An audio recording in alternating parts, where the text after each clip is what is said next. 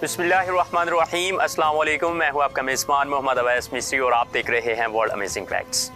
नाज़रीन, कुल्लस उस्मान सीरीज़ के चौथे सीज़न की एक और ऐसी किस्त रिलीज़ की गई है जो निहायत इन्हामात के साथ देखने से ताल्लुक़ रखती है, और ये ऐसी अक़सात में से एक थी जिनके अहम वाक़यात आपको पलक झपकने का भी मौका फराहम न करें, क्योंकि इस किस्त ने इस सीरीज़ के हालात को ही बदल कर रख डाला है। नई किस्त का आगाज उस्मान बे से होता है, जहां वो अपने दीवान में सरदारी खवातीन के साथ बैठकर ये मालूम करने की कोशिश करते हैं कि आखिर वालिदा सुल्तान को यनी शहर आने की ज़रूरत ही क्यों पेश आई, और यही सब कुछ जानने के लिए वो ज़ाहिरी तौर पर वालिदा सुल्तान की अतात और उनके साथ बेहतर ताल्लुकात सवार करने का मंसूबा तैयार करते हैं। उधर कोनूर एल्ब एनागोल शहर जाते हैं, जहां उनकी मुलाकात तुर्गत बे के साथ दिखाई जाती है, और ये मुलाकात खुशगवार तो बिल्कुल भी साबित नहीं होती,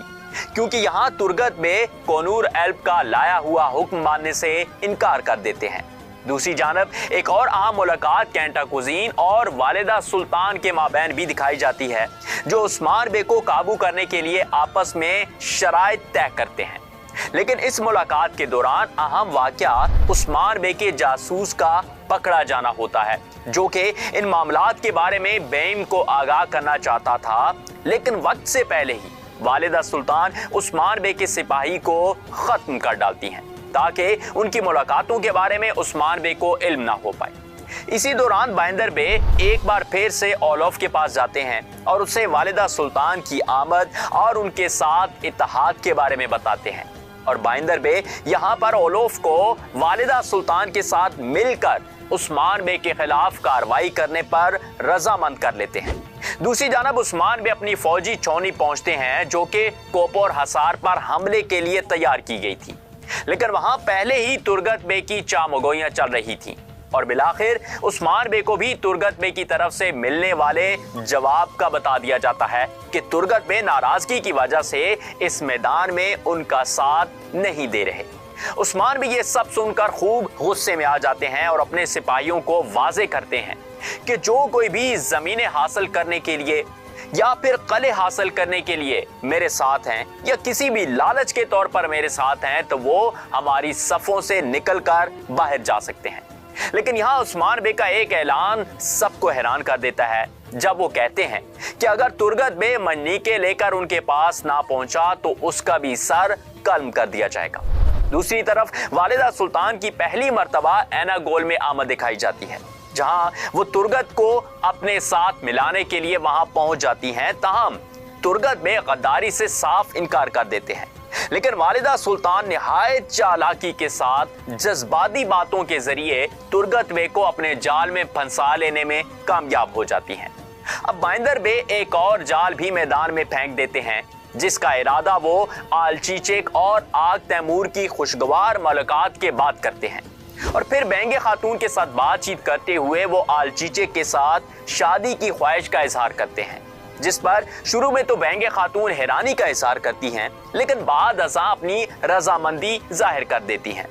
अब सोगोद में वालिदा सुल्तान का ठिकाना दिखाया जाता है, जहां फेरे की आमद दिखाई जाती है, जिसकी हकीकत पहले ही बाइंदर बे वालिदा सुल्तान को बता चुका था कि ये ओलोफ की ही महबूबा है, जो कि बेस बदल कर यनी शहर में रह रही है, और इस मुलाकात के दौरान फेरेक भी वालिदा सुल्तान के साथ मिलकर काम करने पर रजामंद हो जाती है। दूसरी जानब कोपोर हसार के करीब बनाई गई फौजी छौनी में उस्मान बे और तुर्गत बे की मुलाकात दिखाई जाती है, जहां तुर्गत बे मन्नीके लेकर उस्मान बे के हवाले कर देते हैं। ताहम यहाँ दोनों के माबैन खूब गर्मा गर्म बहस चलती है, और दोनों ही एक दूसरे पर गलती करने का इल्जाम आयद करते हैं। ताहम तुर्गत बे यहाँ पर अपने रास्ते जुदा करने का ऐलान करते हुए अपने सिपाहियों को वापस अपने साथ ले जाते हैं। फिर इसके बाद बाइंदर बे इत्तफाक से उस्मान बे की छौनी को उस वक्त देख लेता है जब वो आलचीचेक और आग तैमूर की मुलाकात के बाद उनका पीछा करता है, और फिर झट से बाइंदर बे उस्मान बे की फौजी छौनी के बारे में वालिदा सुल्तान को जाकर बताता है, और साथ ही आलचीचेक के रिश्ते के बारे में भी बताता है, जिस पर वालिदा सुल्तान दोनों महाजों पर उस्मान बे को शिकस्त देने के लिए तैयार हो जाती है, जिसके तहत वो बाइंदर बे को खुशखबरी देती है कि आलचीचेक तुम्हारी खातून ही बनेगी, जिसके लिए वो खुद औकतम बे के पास जाएंगी। लेकिन साथ ही वालिदा सुल्तान एक घनौने मंसूबे के लिए बाइंदर को इस्तेमाल करने का भी मंसूबा तैयार कर लेती हैं और वो ओलफ को उस्मान बे की फौजी छावनी पर हमला करने और सिपाहियों को खत्म करने का हुक्म देती हैं। और यही नहीं बल्कि उसी एक रात बाइंदर के साथ मिलकर आलचीचे का हाथ मांगने ओक्तम बे के पास जाने की भी तैयारी की जाती है ताकि वो हर महाज पर उस्मान बे को शिकस्त दे सके, क्योंकि इस दौरान उस्मान बे और मलहन खातून को वालिदा सुल्तान ने अपनी दावत पर भी बुलाया होता है। अब यहाँ से इस नई किस्त का सबसे अहम और तवज्जो तलब मरहले का आगाज होता है, जो कि मारमरा चक कले में दिखाए जाते हैं, क्योंकि उस्मान बे ने ओक्तम बे को पैगाम भेजा होता है कि वो आलचीचे का हाथ मांगने आएंगे और इस मामले में ओक्तम बे बेंगे खातून को भी सख्ती से झाड़ देते हैं कि वो आलचीचे का हाथ सिर्फ और सिर्फ उस्मान बे के भतीजे को ही देंगे। लेकिन इसी दौरान वहां वालिदा सुल्तान की अचानक एंट्री दिखाई जाती है, जो साजिश के जरिए सारा खेल बिगाड़ने पहुंच जाती है और ओक्तम बे को आलचीचे की बाइंदर बे के साथ शादी के लिए सख्त दबाव डालती है। अब इससे पहले कि ओक्तम बे कोई फैसला कर लेते, वहीं पर उस्मान बे भी आ जाते हैं, जो कि वालिदा सुल्तान और तमाम अफराद को देखकर हैरान रह जाते हैं। लेकिन इस खेल में बिलाखिर जीत वालिदा सुल्तान की ही दिखाई जाती है और ओक्तम बे सल्जूकी खातून का दबाव बर्दाश्त ना करते हुए आलचीचे खातून की शादी आग तैमूर की बजाय बाइंदर बे से करने पर हाँ कर देते हैं। इस तमाम खेल के बाद उस्मान बे के खिलाफ एक और खतरनाक खेल तैयार किया जाता है, जिसके तहत एक तो उस्मान बे की फौजी छावनी पर ओलफ की तरफ से हमले का मंसूबा होता है, जिसका हुक्म वालिदा सुल्तान ही देती है, और दूसरा खतरनाक खेल उस्मान बे के बच्चों और बीवियों के माबैन दरार और लड़ाई शुरू करवाने का मंसूबा होता है, जो वालिदा सुल्तान दावत के दौरान मखसूस किस्म के तहाइफ के जरिए शुरू करवाती हैं।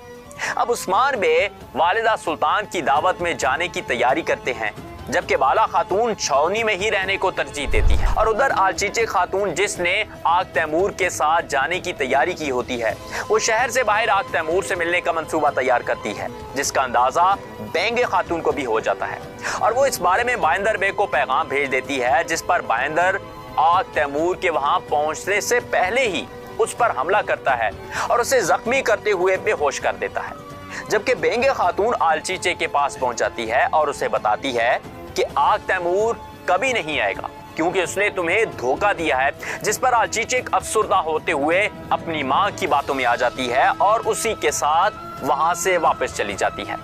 लेकिन दूसरी जानिब वालिदा सुल्तान की तरफ से दी जाने वाली दावत में अजब माहौल बन जाता है, जहां बातों और तंज के तीर तो बेतहाशा चलते हैं, लेकिन उस्मान बे को झटका उस वक्त आन लगता है जब तुर्गत बे अकब से नमूदार होते हैं और वालिदा सुल्तान की तरफदार बनकर उस्मान बे के सामने बैठ जाते हैं। इस दौरान उस्मान बे की बर्दाश्त खत्म हुई चली जाती है और वो तुर्गत बे की खूब सरजनिश करते हैं। लेकिन फिर इससे भी बड़ा झटका उस्मान बे को उस वक्त आन लगता है जब वालिदा सुल्तान का कमांडार दीवान में दाखिल होता है और खबर लाता है कि कोपोर हसार के पास मौजूद तुर्कों की फौजी छावनी पर ओलफ ने हमला कर दिया है। और यह सुनकर जैसे उस्मान बे के तो औसान ही खता हो जाते हैं और वो उठकर अपने ठिकाने की तरफ भागते हैं कि वालिदा सुल्तान उस्मान बे को रोककर उनसे सवाल करती हैं कि ये छावनी किसने बनाई थी, जिस पर उस्मान बे कहते हैं कि ये मेरे हुक्म पर बनी थी और यहाँ मेरा ही हुक्म चलेगा। और यूं इसी लम्हे पर नई किस्त का इख्तिताम दिखा दिया जाता है। लेकिन अब इसके बाद आगे क्या होगा, इस बारे में बहुत सी मालूमात आपको आने वाली वीडियोस में फराहम करेंगे। लेकिन इससे पहले एक सवाल का जवाब आप भी देते जाइएगा कि मारमरा जंग कला, जिसकी वजह से उस्मान बे और तुर्गत बे की लड़ाई का आगाज हुआ, उस जंग में ओक्तम बे ने भी हिस्सा लिया था या नहीं?